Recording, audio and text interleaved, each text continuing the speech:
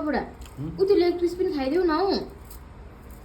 तिम्रो लागि लाग्यो। मेरो बुढा यस्तो छ भने त मैले अघि एउटा यत्रो फिला बोटा खाएँ त। अन्डासँग मजा आउँछ हौ। मेरो बुढा चाहिँ यस्तो छ हेर न, यो लेग पिस भोलि बिहान मलाई राखिदिन्छ अरे, मैले चाहिँ उसको लागि राखिदिएको, उसले चाहिँ मेरो लागि राखिदिन्छ अरे, यस्तो छ क्या मेरो बुढा चाहिँ। हामी बुढाबुढी चाहिँ एक दुसरे यस्तो छ है।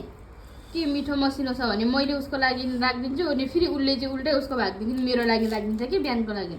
खाऊ तिम्रो बुढीलाई खुल्लाउने, बिहान बेलुका तिम्रो बुढीले यति मेहनत गरिरहेछ, उफ्रा उफ्री गरिरहेको छ, अलिकति भए पनि गर्छु कि भनेर तिमी चाहिँ खेलाएर अझै मलाई खुल्लाउने।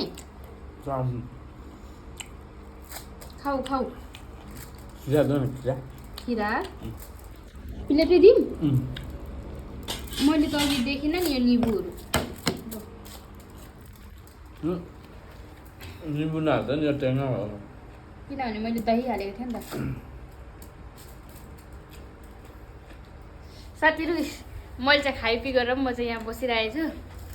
टन्न भयो कि म चाहिँ भुँडी फुट्टिन्जेल खाएँ भन्दा पनि हुन्छ, डर खाएँ हो आज चाहिँ। यस्तो गरम भइरहेछ, यो गरम दिनमा चाहिँ मुकबाङ भिडियो गर्नु पनि साह्रै लाग्छ क्या। अनि तिमी खाँदैछ, तिमीलाई पसिना निस्किरहेछ, मपट्टि फ्यान घुराउनु पर्दैन त, खाऊ न तिमी। के भन्नु छ, के भन्नु छ? आजको चाहिँ अलग चाहिँ मजा आयो क्या।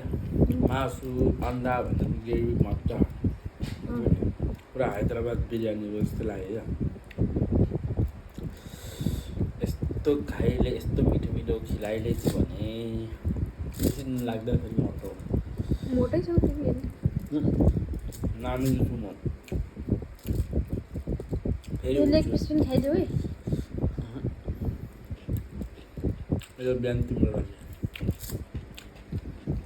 म खान्नै, म अगाएँ। बिहान त खान्छौ नि त, अहिले अगाएर किन त बिहान त याद आउँ न। मलाई यो पनि मजा लाग्यो। जोस बुढी I love you. Love you. खाना मिठो बनायो भनेर आई लभ यु भन्छ हो। बुढाहरूलाई इम्प्रेस गर्नु छ भने चाहिँ खाना मिठो बनाउनुपर्छ, सब्जी मिठो बनाउनुपर्छ, इम्प्रेस भइहाल्छ बुढाहरू।